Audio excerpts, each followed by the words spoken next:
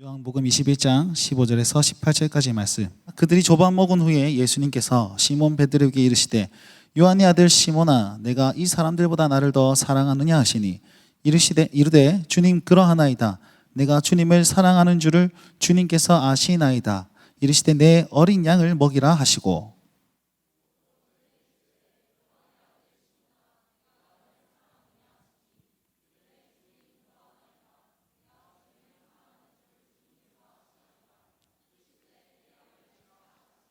세 번째 이르시되 요한의 아들 시몬아 내가 나를 사랑하느냐 하시니 주께서 세 번째 내가 나를 사랑하느냐 하심으로 베드로가 근심하여 이르되 주님 모든 것을 아시오매 내가 주님을 사랑하는 줄을 주님께서 아시나이다. 예수님께서 이르시되 내 양을 먹이라. 내가 진실로 진실로 내게 이르노니.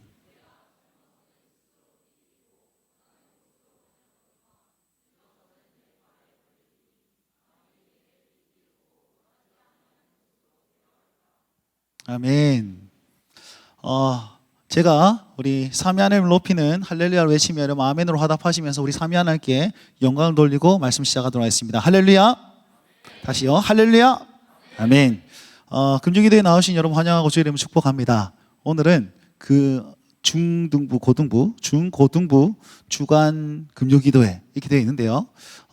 이 용어를 좀 고쳐야 될 것 같아요. 우리 성도님께 참 죄송한 말씀을 드리는데 제가 두 가지를 고민했습니다. 진짜 이름 그대로 얘네들이 주관을 하고 어른들이 하는 그 기도를 맞춰서 할까? 그러니까 늘 우리 그 기도회 때 하는 그 기도 제목을 얘네들과 함께 할까? 그게 중고등부 주관 기도회잖아요, 그죠? 두 번째는 중고등부를 위한 기도회를 할까? 제 두 가지를 고민하다가 후자를 택했습니다. 그래서 오늘은 조금 특별히 우리 성도님께 부탁을 드리자면 중등부를 위한 기도, 고등부를 위한 기도에 초점을 좀 맞춰서 함께 말씀을 전하고 또 같이 기도하려고 합니다. 물론 긴급하고 시급한 우리 수련회를 하고 있는 청년 일부 기도회와 우리 유치부 기도회가 꼭 필요하죠. 네, 그런 부분들 같이 이제 모아서 다음 세대에 좀 포커스를 맞춰서 좀 하려고 하고요. 말씀도 이제 성도님들에 대한 어떤 부분보다는 우리 아이들에게 어쨌든 좀 맞춰서 포커스를 맞춰서 조금 전하려고 합니다. 그래서 제목 한번 보십시오. 이 제목이 각성입니다. 각성. 이거 뭔가 좀 산티나지 않습니까? 이런 용어는 중고등부 친구들도 안 씁니다. 물론 영적 대각성 뭐 이런 거 쓰긴 한데 제가 이 용어를 어디서 들었냐면 우리 아들한테 들었어요. 4학년, 3학년, 4학년 때 제가 막 지문을 이렇게 막 들고 가니까 우리 아빠 각성했어. 각성했어 이러면서 초딩들이 겨우 쓰는 이 단어 각성이라는 단어입니다. 이 단어를 제가 이제 설교 제목으로 다 가지고 온 이유는 산티나지만 그럼에도 뭔가 임팩트가 있잖아요. 그래서 우리 삶의 각성이 일어나길 간절히 바라는 마음으로 오늘 하나님 말씀 함께 전하도록 하겠습니다. 자, 저를 한번 바라보시고 바라봐. 자, 오케이, 좋아요. 여러분 각성이라는 단어의 뜻이 뭘까요? 와, 이거 각성이야 이게. 뭐 드래곤볼 초사이언 변신하는 것도 아니고. 각성이라는 말은 역시 초등들이 먹히는데 각성이라는 말은 다른 말로 하면 도약, 뭐 변화, 급성장 이런 뜻이지 않습니까? 그래서 이렇게 수련의 주제 가운데 이런 거 많습니다. 저 높은 곳을 향하여 나아가자 뭐 이렇게 하고 회복되자 뭐 이렇게 하고 뭐 새롭게 하소서 이 전부 다 각성하자 이런 것과 똑같습니다. 혹시 이걸 조금 더 고급진 표현으로 여러분 퀀텀 점프라는 말을 아십니까 혹시? 퀀텀 점프 모르나? 자, 배워놔라. 자, 배워놓으면 어깨에 뽕 들어갈 수 있다. 이렇게 가로잡을 수 있다. 퀀텀 점프 급성장이라는 뜻입니다. 그러니까 어떤 기업이 이렇게 가다가 어떤 기업이 갑자기 급성장을 해가지고 수익이 굉장히 높아졌다. 그걸 가리켜서 퀀텀 점프했다 이렇게 표현을 하거든요. 악기 연주자나 아니면은 그 운동 선수 같은 경우에 그런 적이 많습니다. 악기를 연주하면요 뭔가 배워요. 계속 배우는데 이걸 배우기만 배우고 써먹지 못합니다. 근데 어느 순간 보면 확 써먹을 때가 있어요. 이렇게 제가 베이스 기타를 연주했던 적이 있습니다. 고등학교 2학년 때 1학년 때인가 베이스 기타를 배웠어요. 우리 김재석 집사님한테 제가 배웠습니다. 고등학교 1학년 때 가가지고 베이스 기타를 열심히 배웠는데 이거를 써먹질 못하는 거예요. 근데 어느 순간 하다 보니까 이렇게 되더라고요. 이야. 그리고 제 아는 친구는 드럼을 열심히 치는데 어떤 기술이 있었답니다. 이걸 기술을 막 해야 돼. 이 기술이 정말 안 됐었는데 자다가 꿈에 자기가 이걸 하고 있더란 거예요. 막 하고 있다가 잠에서 계속 어떻게 했지? 하니까 되더라는 거예요. 무슨 말이냐면 쭉 일상을 살다가 어떤 시점에 급성장이 확 일어난 거예요. 또 그렇게 살다가 어떤 시점에 급성장이 일어나는 거예요. 저는 오늘 이 각성이라는 단어를 콘돔 점프라는 그런 어떤 용어에 걸맞춰 가지고 그렇게 좀 설명하려고 합니다. 여러분, 우리의 영적 각성, 우리 영적 성장 이와 같습니다. 여기 계신 분들 중에 지속적으로 신앙이 이렇게 성장했다 있습니까? 대부분 그렇지 않습니다. 여러분, 그냥 그 교회 처음 나와가지고 언제 예수님을 처음 믿었습니까? 오자마자 할렐루야 이러면 계속 성장하셨습니까? 계속 성장하고 계십니까? 아니거든요. 그냥 하루 다니고 이틀 다니고 3일 다니고 늘 다니다가 1년 다니고 2년 다니고 3년 다니다가 어느 순간 주님께서 날 찾아오셔가지고 성장이 일어나는 거예요. 급성장이 일어나는 거예요. 그리고 또 살다가 그냥 이래 한 주, 두 주 또 살다가 부흥회나 아니면 특별한 집회 가운데 혹은 기도회 가운데 와가지고 어떤 순간 또 예수님을 만나고 또 급성장하고 그렇게 여기까지 오지 않았습니까? 우리 다 경험했잖아요. 그죠? 수련회 가면 우리 뭐합니까? 늘 있잖아요. 수련회는 언제 역사가 일어나면 마지막 날 밤에. 왜 하필이면 마지막 날 밤이냐고. 첫째 날에는 안 되나? 꼭 마지막 날 밤이에요. 그것도 설교 시간도 아니고 찬양 시간 아닙니다. 찬양 길게 할 필요가 없는 것 같습니다. 백날 해봐야 뭐하노? 기억도 안 나는데. 찬양 시간도 아니고 설교 시간도 아니고 기도의 시간에, 맨날 기도의 시간에. 우리 성도님 물어봅시다. 예수님 처음 만났을 때 본문 기억나십니까? 설교 제목 기억나십니까? 내용은 물어보도 않겠습니다. 설교자 기억나십니까? 저는 설교자는 기억납니다. 김춘배 전도사님이라고 이름 겁나 특이해가지고 아직도 기억납니다. 그분이 찬양 인도를 하셨는데 김춘배 전도사님, 지금 선교사님과 계시다 알고 있습니다. 아무튼 아무것도 기억 안 나요. 오로지 하나 기억났던 건 내가 진짜 빡세게 기도했다. 그죠? 봐라. 여기에서 고3들이면 지금 초등학교 1학년부터 시작하면 수련회를 몇 번 왔다면 한 18번 왔어요. 코로나 3년 빼면 12번 왔습니다. 그럼 12번 동안 뭐 했습니까? 맨날 가가지고 강사 가가지고 우리 회개합시다 회개합시다 이러면서 회개하면서 계속 어느 순간 눈물 뻥 터지고 분위기 어둑어둑하게 만들어주고 갑자기 분위기 쫙하게 만들어가지고 갑자기 여기서 누나가 울기 시작하는 거예요.